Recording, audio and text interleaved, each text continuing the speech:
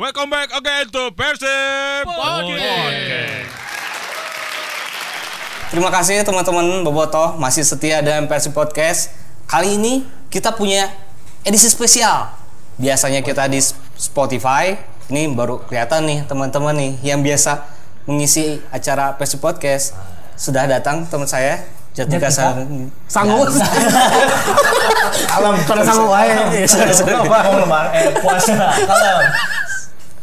Teman saya sudah hadir Jatika Sadili dan ada saudara Riva. Bukan saudara kamu. Dan saya sendiri Pandu Pesada. Iya, saya sendiri. Kalian berdua sok aing tuh chill lagi.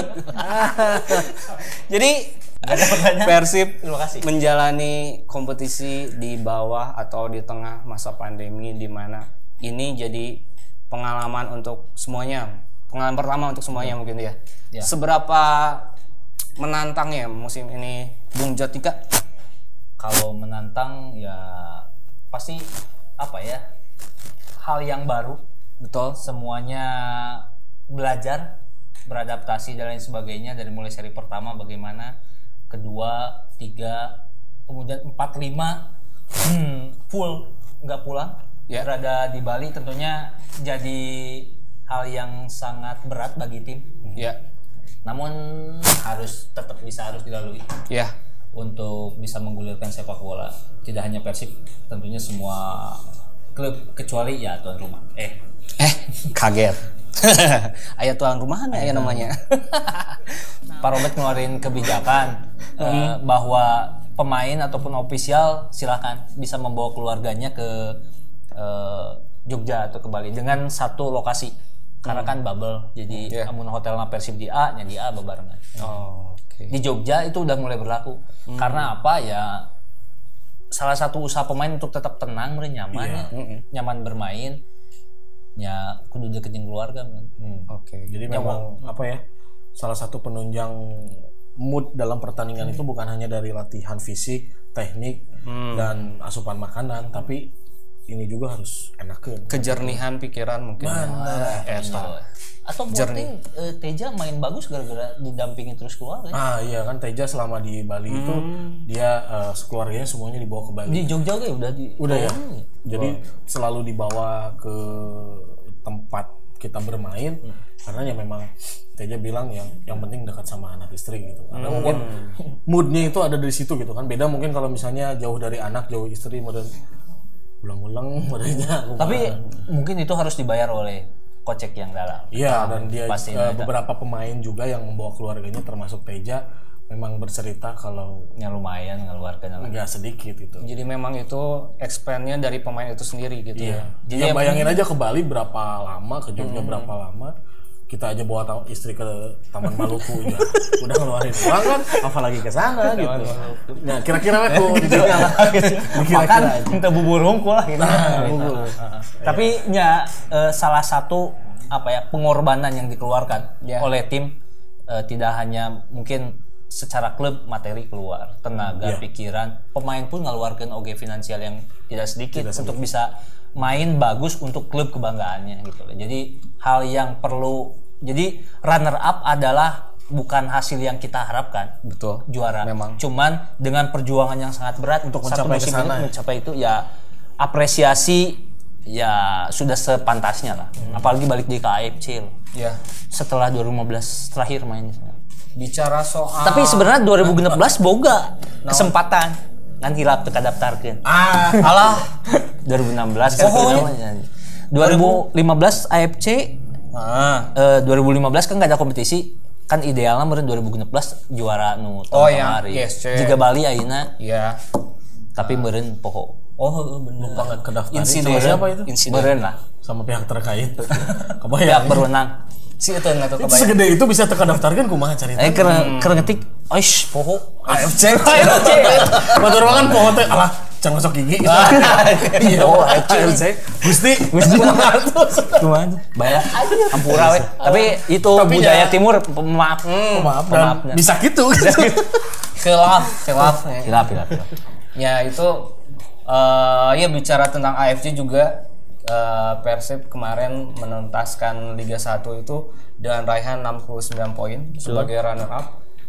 Dan ini teh catatan yang tertinggi sejak 2008 2009. Iya. Seberapa berarti? Hampir Segitulah. Orang belasan tahun. Memang kalau melihat di sejak era Liga 1 mah paling 2018 teh 52 poin. Jahat tono ya. 51 poin. 2020 ya karena pandemi juga dihentikan cuma 9 poin. Nah, yang tertinggi itu 2008 2009 66 poin. Jadi memang udah unggul 3 poin lebih lah ya. Kalau misalkan kemarin di pertandingan terakhir menang ya memang bisa jadi 71 dan memang itu rekor. Kemarin targetnya seperti itu tapi betul. Mau gimana lagi gitu ya. Pertandingan terakhir mungkin ada cerita-cerita dari Mang Rifan untuk pertandingan terakhir bagaimana tim waktu itu ambisinya gitu atau gimana Kalau Giro mah semangatnya. ini pasti menang mah Giro. Iya. Jadi ambisi mah bukan trio ya. Maksudnya ambisi di setiap pertandingan itu di kita mah memang udah nggak ada tawar menawar lagi. Iya betul. Menang. Udah kultur juga mungkin ya. Kultur ya. Nah, jadi nggak apa namanya tuh nggak ada. Oh iya, enak lawan si Anu draw lah. Lawan si Iya ya nggak apa-apa lah. Yang penting jangan kebobolan banyak. Tidak ada sejarahnya di tim kita itu sekarang ya dalam beberapa tahun terakhir ini. Target seperti itu nggak ada gitu. Kita mah pokoknya setiap pertandingan 3 poin. Jadi kebayangan kalau misalnya dalam satu pertandingan itu kita harus draw atau misalnya apalagi kalah gitunya itu suasana ruang ganti itu benar-benar kecewa. Mencekam. Selain mencekam itu memang wajah-wajah dari para pelatih, staf pelatih dan seluruh anggota tim itu emang benar-benar kecewa gitu kan. Yang paling benar-benar kelihatan kecewa tuh pas kita lawan Persebaya dan di luar pertandingan yang lain gitu ya. Lawan Persebaya itu benar-benar pemain kayak setelah pertandingan tuh kayak tatapannya kosong gitu. Nah, kayak ulang tarik seakan draw percaya. ya. Draw padahal draw. Yang disamain sama pemain baru kita itu. Kabuaya gitu kan. Nah, jadi pemain tuh kayak tatapannya kosong. Seolah-olah kayak percaya nggak percaya gitu. Kayak mau nangis gitunya, kayak mau nangis tapi mereka masih menahan gitu, masih menahan itu. Dan saya juga memang kayak terbawa suasana itu ada di situ kan, kayak terbawa suasana jadi sedih oke gitu kan pas ngambil video pas segala macam tuh memang ngerasain itu apa yang pemain rasain gitu kan. Wah, bener-bener nggak ini aja. Padahal drawnya. Padahal draw gitu. Tapi kan memang dari situ sebenarnya masih ada peluang lah dari situ. Iya. Peluang untuk mencapai Asa juara. untuk juara itu masih adanya kalau menang. Dan benar-benar pemain kecewa nanti benar-benar itu ada satu pemain yang nangis gitu kan. Benar-benar pemain kecewa meskipun kita ada di peringkat kedua gitu. Untuk orang lain mungkin untuk tim lain wah udah bagus nih peringkat kedua tapi but not for us. Bukan kita kufur nikmatnya. Ya bukan kita kufur nikmat tapi benar-benar memang kita pengen juara gitu. Yes. Di Piala AFC dulu pengalaman mengawal tim itu di sini. Oh, saya kebagian karena 2015 masih awal gabung. Saya hanya kebagian di pertandingan di Jalak Harupat. Jalak Harupat. Lawan FC Ayaya Wadi. Oh, terakhir lawan Kice. Ya, nah, yang 16 besar Belen Koso ya. Kemudian musim berikutnya gabung. Memikat mungkin ya waktu itu. Tapi headingannya halus ya Belen Koso. Nah, itu mungkin kira-kira gambaran kalau misalkan di AFC nanti akan pertandingannya seperti yang dulu mungkin antusiasnya seperti apa sih? Ya pastinya sangat antusias ya. Karena ya level internasional, gengsinya beda lah kerasa dari mulai penampilan secara fisik dari jersey oke kan beda. Sponsor hiji gitu. Nggak tahu nih kebijakan musim ayeuna kumaha. Tapi biasa kan hiji tidak boleh banyak gitu. Dari sponsor kan Indofood. Terus bahannya teh bordel di kecos. Dadak teh itu di sablon nya acan meureunna ke diusahakan diukurnya. Nah, iya ada. Nah, bocoran. Ada bocoran. Kalau melihat sekarang tim Mang Rifan kegiatannya sekarang seperti apa tim? Setelah kompetisi ini bagaimana? Libur. Sudah. Kurang mah tetap. Enggak. Kita mah enggak. Maksudnya libur teh enggak ada libur latihan bareng. Enggak ada aktivitas tim. Tetap pelatih gawe, pemain gawe, orang gawe. Semuanya juga kerja. Masih kerja tetap. Maksudnya kerjanya tidak di dalam lapangan. Gitu. Kayak misalnya kayak pelatih kan sekarang kerjanya mungkin bursa transfer, memikirkan nanti program komposisi pemain, program latihan, pramusim, prasejarah. Enggak, maksudnya ya justru otak kita lebih berputar saat sekarang gitu, apalagi tim-tim kayak media officer ya, terus ada tim medianya juga kan berpikir lebih keras lagi gimana caranya konten tetap jalan, off season tetap sepak bola belum ada gitu kan. Nah gitu. Walaupun off tapi tetap on. Iya. Bagaimana mempersiapkan karena tim untuk lebih baik lagi ketimbang di musim sebelumnya mungkin ya. Jadi PR yang sangat banyak buat tim pelatih tentunya. Iya. Seluruh pemain juga kan pasti latihan, menjaga kebugaran kan nggak mungkin selama sebulan lebih libur ini wah kita santai-santai gitu, tiba-tiba bobot naik, fisik menurun, kan gitu repot juga karena sebelum tim pulang ke Bandung, maksudnya sebelum tim pulang ke daerahnya masing-masing, pemain pulang ke daerah masing-masing kan ada briefing dulu nih. Tim pelatih sama ya maksudnya tim sama briefing. Jadi nanti ketika pas libur dan pas pemain kumpul dan pas memulai lagi latihan tidak ada lagi adaptasi betul. Nggak ada. Jadi Robert bilang misalnya saya misalnya nih saya pengen kumpul tanggal 1 Januari misalnya tuh kan. Langsung derwe latihan itu nggak ada. Oh ini karena habis liburan dia datangnya telat, nggak ada. Semuanya sudah diprogramkan dengan rapi. Karena itu salah satu indikator profesional. Nah, betul. Karena pemain profesional tetap jaga kebugaran. Betul. Ya kalau ngobrol-ngobrol sama Bow, Beckham, pemain-pemain yang diwawancara, ngapain ngebuburitnya latihan?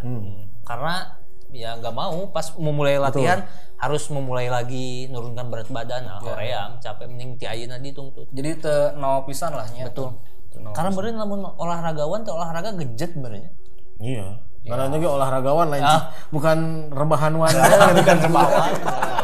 Jadi olahragawan mengolah terus. Memang dalam beberapa waktu kebelakangan ini sudah ada ya beberapa pemain lah yang sudah mengakhiri kerjasama. Oh, ini Bapak hatur nuhun ini. Jadi keluar masuk pemain dalam industri sepak bola atau dunia sepak bola dalam sebuah klub ya hal sangat wajar. Wajar lah maksudnya. Walaupun misalkan Bang Pardi kemarin, kemudian Jardel, Esteban gitu kan. Pastilah kayak saya misalnya sama Bang Pardi sering bercanda di tim gitu ngobrol. Pastilah perasaan sedih mah aya gitu, malah biasa aya gitu kan. Biasa sok heureuy, biasa kumaha, terus kayak Jardel gitu sok diheureuyan gimana gitu nya. Esteban gimana, pasti kan setiap musim sih sebetulnya ini momen selama saya di Persib ini momen yang saya paling tidak suka sebetulnya. Akhir musim. Tapi kan piraku rek ditumpuk pemain gitu nya. Pemain datang tapi nggak ada rolling gitu kan. Tapi Robert sempat bilang juga sebelum kompetisi kan ada yang bertanya sama Robert, Coach, paham gitu. Coach, gimana soal regulasi 51 itu? Robert memberikan jawaban, ya sekarang kita pakai regulasi yang liga aja. Liga dulu. Sementara ini kita mengikuti regulasi yang ada di Liga 1, itu yang akan dipakai untuk bertempur di Medina. di AFC sana. Begitu. Menarik kalau misalkan Persib punya komposisi atau diperkuat 5 pemain asing, 1 diantaranya adalah Asia gitu ya. Artinya ada kekuatan yang sama lah di pertandingan baik skala Asia atau nasional mungkin. Nah selanjutnya juga zona itu wah siap saya paham. Dan di antara beberapa pemain yang sudah berpisah. Kita berpisah dari klub ini, mungkin ada teman-teman yang punya pengalaman dengan mereka. Bang Pardi mungkin yang paling lama ya. Iya, Bang Pardi yang pemain paling lama terus yang pernah ngasih gelar, membantu kita meraih 2013 Piala nu di Bandung Celebes Cup. Oh, Celebes Silwangi. Eta Bang Pardi Bang Pardi eta terus YSL Piala Presiden. Terus anu di Padang, Wali Kota Padang, Opat tuh. Kesan yang luar biasa ya. Memang tokoh yang masyarakat.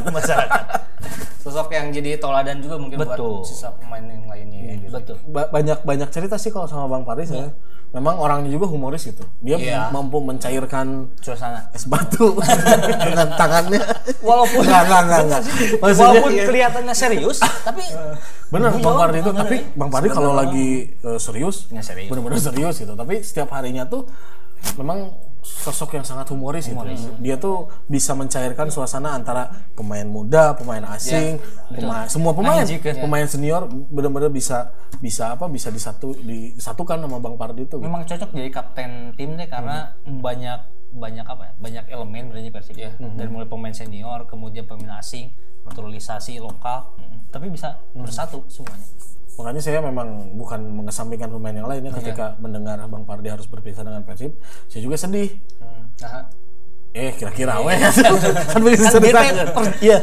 Eta teh analogi teh geus disebutkeun. Iya. Maksudnya paling sedih tuh Jika dua gantung teh karena sering banget itu kalau saya lagi megang kamera atau apa dia tuh bercanda-bercanda terus kadang kalau kita kebagian lagi makan bareng sama tim kebetulan ada Bang Pardi, beliau suka ngasih pepatah gitu soal kehidupan, pengalaman gitu kan yang maksudnya memang benar-benar bisa menjadi panutan kita gitu.